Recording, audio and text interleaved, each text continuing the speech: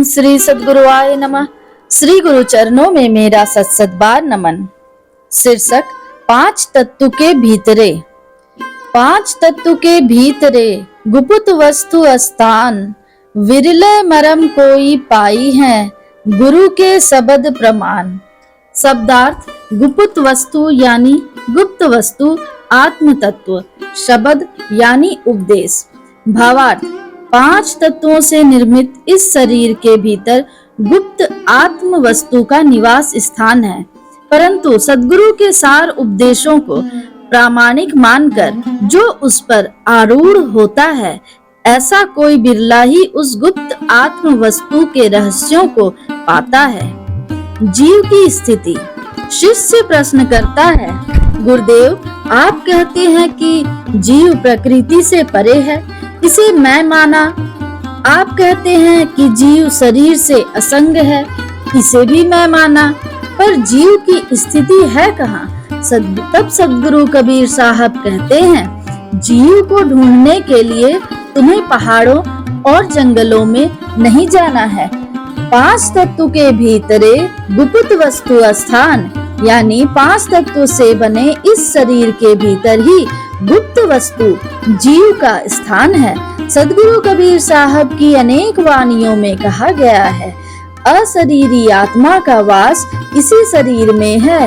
वे कहते हैं, घट घट खेलै अघट अपार, सभी शरीरों में अशरीरी असीम परमात्म सत्ता की क्रीड़ा कर रहे हैं और बसे अपिंडी पिंड में तागति लखे न कोई। अशरीरी आत्मा इस शरीर में ही बसा है, किंतु उसकी गति को कोई देख नहीं पाता। बीजक के 34 में कबीर साहब कहते हैं, परमात्मा को चाहे करोड़ों सुमेरुओं पर ढूंढ कर तुम लौट आओ, पर वे कहीं नहीं मिलेंगे। जो इस शरीर गढ़ को रचा, वह गढ़ैया परमात्मा इसी गढ़ शरीर में मिलते हैं। यथा कोटि सुमेरु ढूंढी फिर आवे, जो गढ़ गढ़े गढ़ैया सो पावे। ऋग्वेद में भी कहा गया है, अपांग प्रांगेति स्वधया गृभीतो अमर्त्यो मर्त्येना सयोनि, अर्थात अमर आत्मा मरण धर्मा शरीर के साथ रहता है। अयन होता प्रथमः पश्येत ममिदं ज्योतिर्मृतं मर्त्येषु, अर्थात आत्मा सर्वोत्तम सुख स्वरूप व सुखदाता है, इसका दर्शन करो। मरणशील शरीर में ही यह अमृत ज्योति है, किंतु विरले मरम कोई पाई है, गुरु के शब्द प्रमाण। कोई कोई ही इसके मर्म रहस्य को जान पाता है, जो गुरु के शब्द को प्रामाणिक रूप से मान लेता है और गुरु के उपदेशों के अनुरूप अपने जीवन को संचालित करता है। गुरु है बड़े गोविंद से। गुरु के उपदेश के बिना जीव का कल्याण संभव नहीं है। इस पर मुझे एक घटना याद आ रही है। जगन्नाथपुरी में चैतन्य महाप्रभु का निवास था। उनके ढेर सारे शिष्य थे।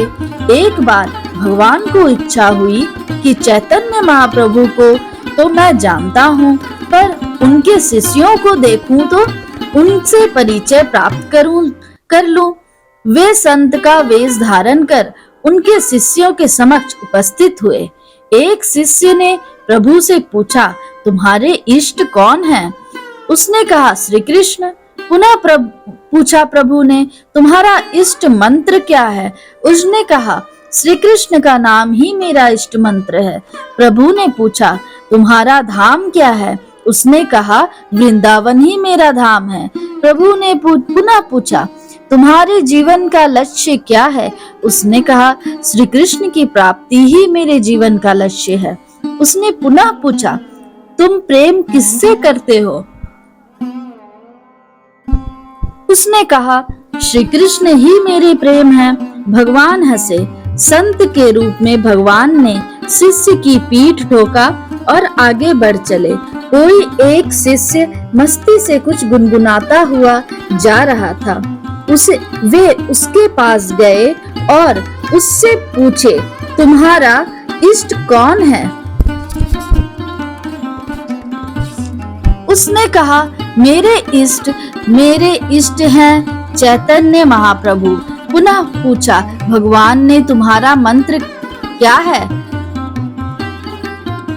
उसने कहा, चैतन्य महाप्रभु का नाम ही मेरा मंत्र है। पुनः पूछा प्रभु ने, तुम्हारा धाम क्या है? उसने कहा, चैतन्य महाप्रभु के चरण ही मेरे धाम है। उन्होंने पुनः पूछा, तुम्हारे जीवन का लक्ष्य क्या है? उसने कहा, चैतन्य महाप्रभु की प्रसन्नता ही मेरे जीवन का लक्ष्य है। प्रभु ने पुनः पूछा, तुम्हारे प्रेम का आधार क्या है? शिष्य ने कहा, चैतन्य महाप्रभु ही मेरे प्रेम और प्रेम के आधार हैं। भगवान प्रकट हो गए। उन्होंने उस शिष्य को अपने गले से लगा लिया।